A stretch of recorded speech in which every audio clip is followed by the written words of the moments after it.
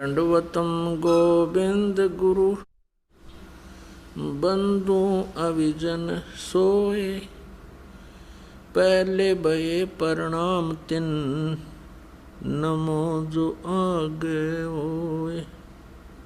ये कृष्ण भगत, ये गुरु नकली कृष्ण जी के उपासक भ्रमित कर रहे हैं समाज को।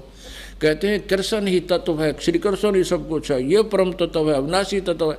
और फिर उसे प्रश्न किया, क्या ब्रह्मा विष्णु महेश नासवान है? कहाँ ब्रह्मा विष्णु महेश का जन्म मृत्यु तो नहीं कह सकते। सर्ग के बाद फिर उनका पूर्ण परमात्मा विलीन हो जाते हैं और फिर सर्ग के बाद वापस आ जाते हैं। फिर प्रश्न किया कि ब्रह्मा विष्णु महेश किसकी साधना करते हैं?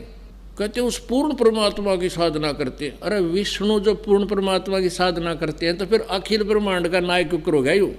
और यहाँ चौथे अध्याय के 34वें श्लोक में जो एंड वेंड कर रहे हैं, बुआ बाई बक रहे हैं कि कृष्ण ही तत्व है, तत्व ही परमात्मा है, कृष्ण ही अविनाशी है, तत्व ही अविनाशी है। परमात्मा कहते हैं सटदल उआ बाई बकदा, ये उआ बाई बकते इनको कोई ज्ञान नहीं है, भ्रमित करें, पूरे मानव समाज को बर्बाद करें।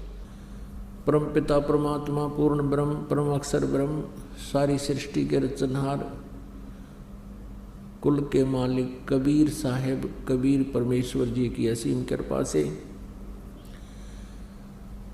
हम प्राणियों को ये तत्व ज्ञान सुनने का सुअवसर प्राप्त हुआ।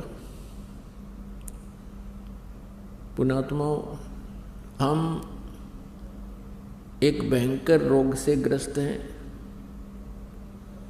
वो रोग है जन्म और मृत्यु का।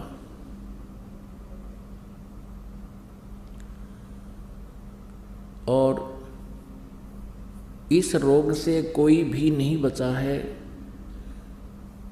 इस 21 ब्रह्मांड में रहने वाला प्राणी। यहाँ तक कि ब्रह्मा जी, विष्णु जी, शिव जी, जिनको हम सुप्रीम पावर माना करते लोक वेद आधार से, ये भी इस जन्म और मृत्यु के रोग से ग्रस्त हैं। इनको भी ये दीर्घ रोग यथावत है। पुण्यात्मा, विशेषकर पवित्र हिंदू धर्म के जो श्रद्धालु हैं, वो श्री ब्रह्मा जी, श्री विष्णु जी, श्री शिव जी के ऊपर इतने आरूढ़ हो चुके हैं। इन अज्ञानी संतों के द्वारा लोक वेद सुनाए जाने के कारण कि ब्रह्मा जी, विष्णु जी, शिव जी ये अजरो अमर हैं, इनकी जन्म मृत्यु नहीं होती, ये सर्वेश्वर हैं, महेश्वर हैं। ये बिल्कुल गलत है। इनकी जन्म मृत्यु होती है, ये भी इस दीर्घ रोग से ग्रस्त हैं। आपको प्रमाण देते हैं।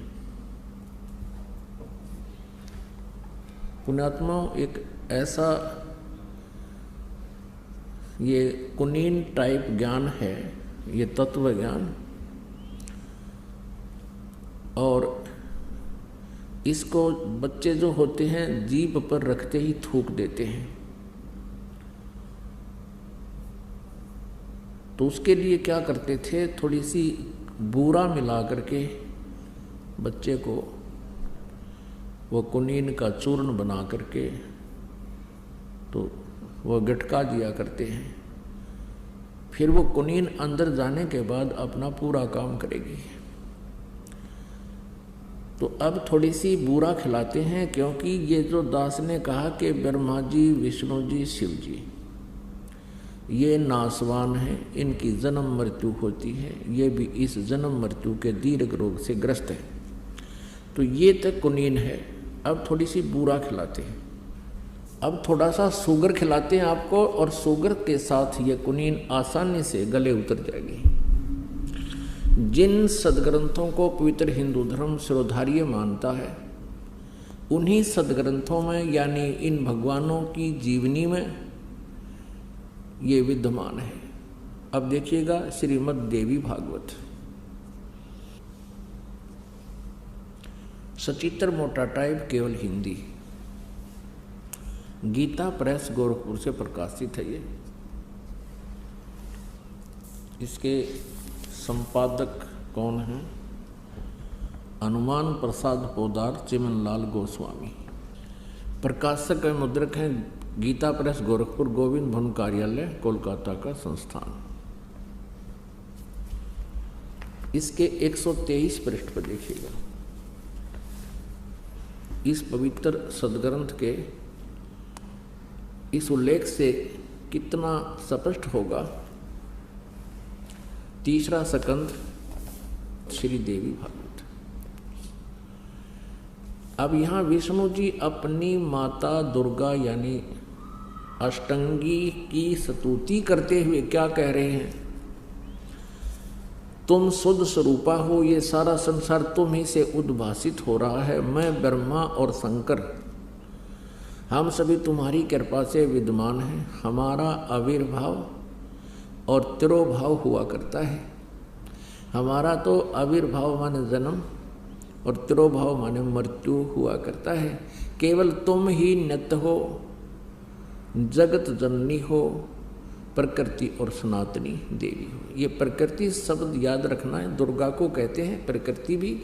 जो श्रीमद् भगवत गीता जी अध्याय नंबर 14 के श्लोक नंबर 3, 4, 5 में ये प्रकृति शब्द वहाँ इस दुर्गा के लिए ही है कि प्रकृति से उत्पन्न तीनों गुण, रजगुण ब्रह्मा, सतगुण विष्णु, तमगुण शिव जी। तो यहाँ स्पष्ट हो गया कि ब्रह्मा, विष्णु और शंकर यानी शिव जी, इनकी जन्म और मृत्यु होती है। भगवान शंकर बोले, देवी यदि महाभाग विष्णु तुम्ही से प्रकट हुए हैं तो उनके बाद उत्पन्न होने वाले ब्रह्मा भी तुम्हारे बालक हुए, यानी से सिद्ध है दुर्गा से इनका जन्म हुआ है। फिर मैं तमोगुणी लीला करने वाला शंकर क्या तुम्हारी संतान नहीं हुआ? अर्थात मुझे भी उत्पन्न करने वाली तुम ही हो शिवे। संपूर्ण संसार की सृष्टि करने में तुम बड़ी चतुर हो। इस संसार की सृष्टि, स्थिति और संहार में तुम्हारे गुण सदा समर्थ हैं। उन्हीं तीनों गुणों से उत्पन्न हम यानी ब्रह्मा, विष्णु एवं शंकर नियमानुसार कार्य में तत्पर रहते हैं।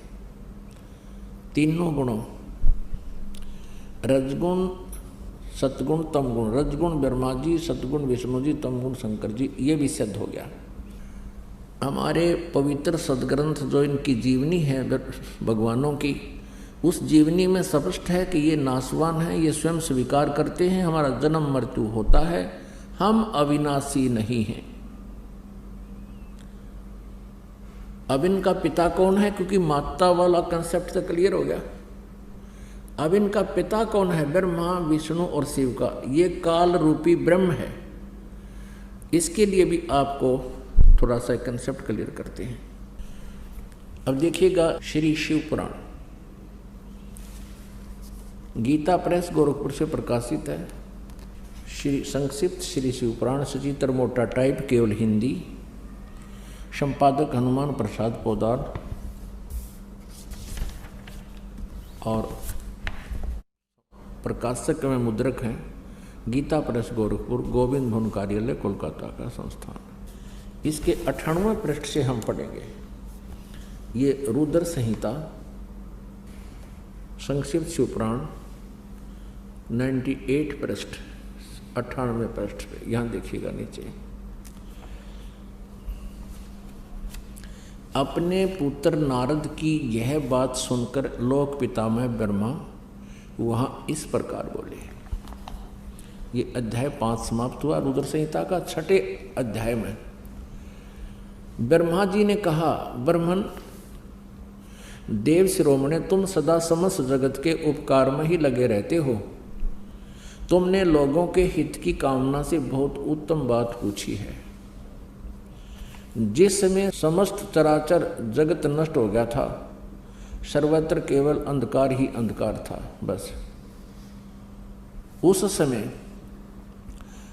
तत्सद ब्रह्म, उस समय तत्सद ब्रह्म, इस श्रुति में जो सत सुना जाता है एकमात्र वही शेष था। ये आपने 99 पृष्ठ पर पढ़ा। अब 100 पृष्ठ पर देखते हैं। ये 100 पृष्ठ पे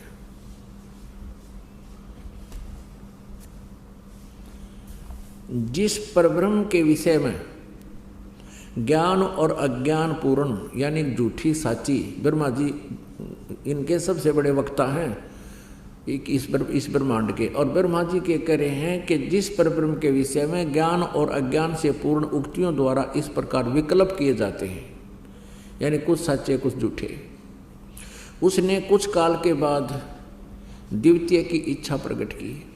उसके भीतर एक से अनेक होने का संकल्प उदित हुआ।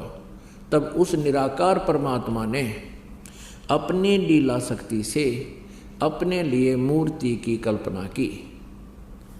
अब ये काल कहता है मैं अपने वास्तविक रूप में किसी के सामने नहीं आता, अपनी योग माया से छुपा रहता हूँ, ये मेरा अटल घटिया नियम है।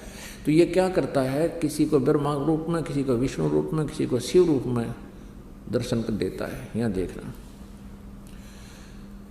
जो मूर्ति रहित परम ब्रह्म है उसकी मूर्ति भगवान सदाशिव हैं।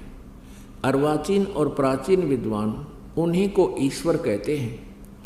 उस समय एकाकी रहकर स्वेच्छानुसार विहार करने वाले उन सदाशिव ने अपने विग्रह से स्वयं ही एक स्वरूप भूता शक्ति की सृष्टि की, जो उनके अपने श्री अंग से कभी अलग होने वाली नहीं थी।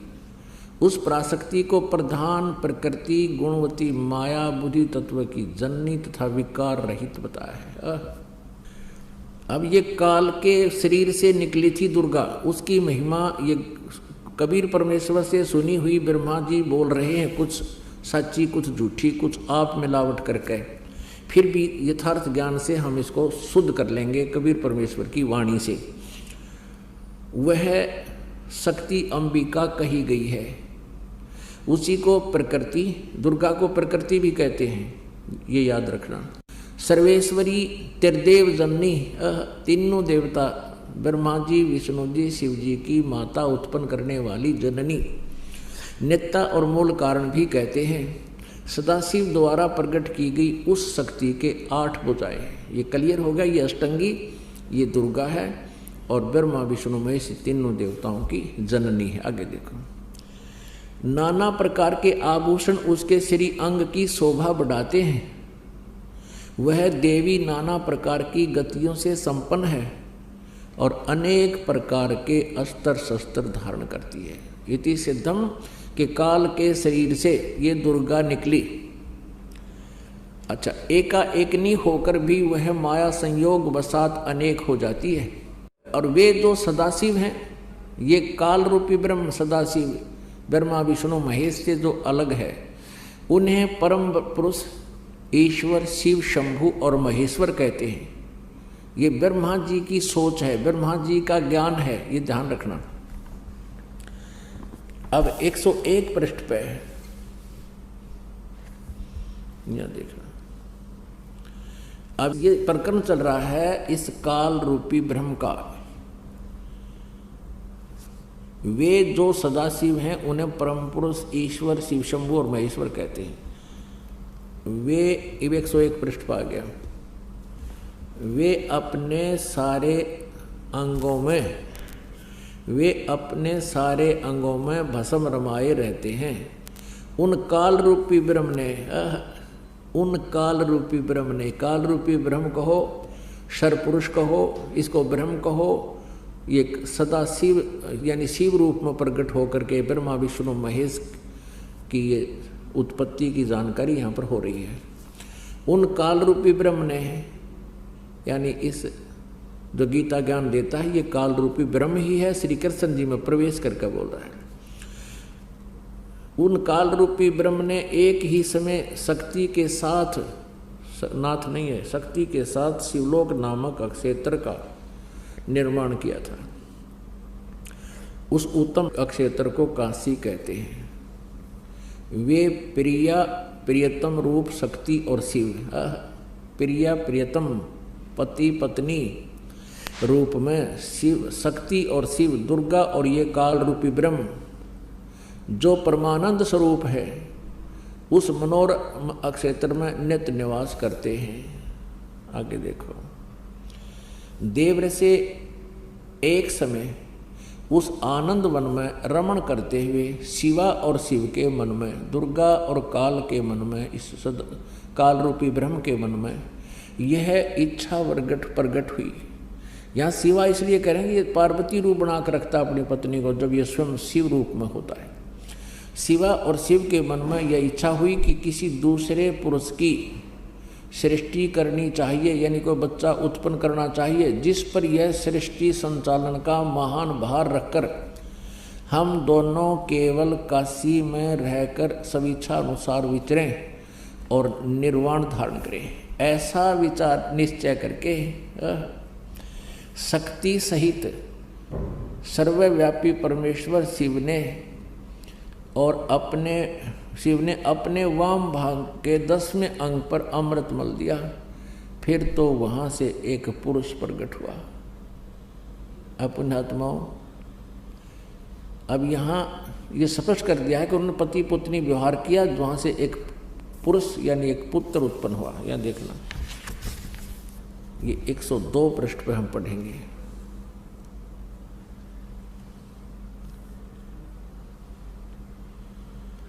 शिव ने कहा, वत्स, वो उत्पन्न हुए पुत्र को ये काल कहता है, सदा शिव भी कहो इसको, काल रूपी ब्रह्म को, क्योंकि ये शिव रूप में वहाँ प्रगट है, खड़ा है। वत्स, व्यापक होने के कारण तुम्हारा विष्णु नाम विख्यात हुआ। ये स्पष्ट हो गया कि विष्णु जी के माता पिता दुर्गा और ये काल रूपी ब्रह्म हैं। और इसी प्रकार यहाँ देखो, ब्रह्मा जी कहते हैं, ये अध्याय नंबर 6 समाप्त हुआ रुद्र संहिता का। 7वें में ब्रह्मा जी अपनी उत्पत्ति बता रहे। ब्रह्मा जी कहते हैं, देव से तत्पश्चात कल्याणकारी परमेश्वर शाम सदाशिव ने पूर्ववत प्रयत्न करके, यानी जैसे विष्णु को उत्पन्न किया, दोनों ने मिलकर अपने दाहिने अंग से उत्पन्न किया। ये आगे अपने आत्माओं, ये स्पष्ट हो गया कि श्री ब्रह्मा जी श्री विष्णु जी के माता पिता ये सदाशिव रूपी यानी काल रूपी ब्रह्म, इसको सदाशिव कहो, और शिवा कहो चाहे दुर्गा कहो, प्रकृति कहो। ये दुर्गा इनकी माता है और ये काल इनका पिता है। अब यहाँ अनुवाद करता थोड़ी सी गड़बड़ कर गया हिंदी में, संस्कृत में बिल्कुल सही लिखा है कि अब शिव जी से शिव जी की उत्पत्ति कैसे बताऊं, जची नहीं उसके दिल में, इसलिए उन अनुवाद ही गलत कर दिया। और परमात्मा कहते हैं, चोर चुरावे तूंबड़ी, वो गड्ढे पानी में, वो गड्ढे हुआ ऊपर आवे, न सच्चाई छेड़ी ना। इन्होंने सच्चाई को छुपाने की भरसक कोशिश की, लेकिन फिर भी ये सच्चाई को मिटा नहीं सके। आप जी को ये पढ़ने को मिला कि श्री ब्रह्मा जी श्री विष्णु जी के माता पिता ये प्रकृति यानी दुर्गा माता है और ये काल रूपी ब्रह्म इनका पिता है। अब यहाँ इस अनुवादकर्ता ने विचलित होकर के भगवान शिव जी की उत्पत्ति नहीं वर्णन किया, लेकिन सच्चाई छुप नहीं सकती। अब देखिएगा 9वें अध्याय में 110 पृष्ठ पर इन तीनों से अलग है वो जो इनका पिता है। देखिएगा, संक्षिप्त शिव पुराण 110 पृष्ठ पे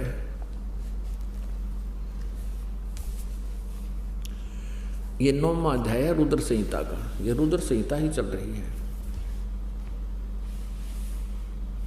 ये 9वां अध्याय है। इस प्रकार ब्रह्मा विष्णु तथा रुद्र इन 3 देवताओं में गुण हैं, परंतु शिव गुणातीत माने गए हैं। इन 3 देवताओं में गुण है परंतु शिव गुणातीत माने गए। ये काल रूपी ब्रह्म है, इसको ब्रह्म कहो चाहे काल रूपी ब्रह्म कहो चाहे सरपुरुष कहो, ये ब्रह्मा विष्णु और शिव का पिता है। अब आपको थोड़ा सा और कंसेप्ट क्लियर करते हैं। अब पवित्र शिव पुराण में ये स्पष्ट हो गया कि ब्रह्मा जी विष्णु जी और शिव जी इनकी जन्म मृत्यु होती है, और यही प्रमाण दिया है श्री मद देवी भागवत यानी शक्ति पुराण ने कि ब्रह्मा विष्णु महेश नासवान हैं, दुर्गा इनकी माता है।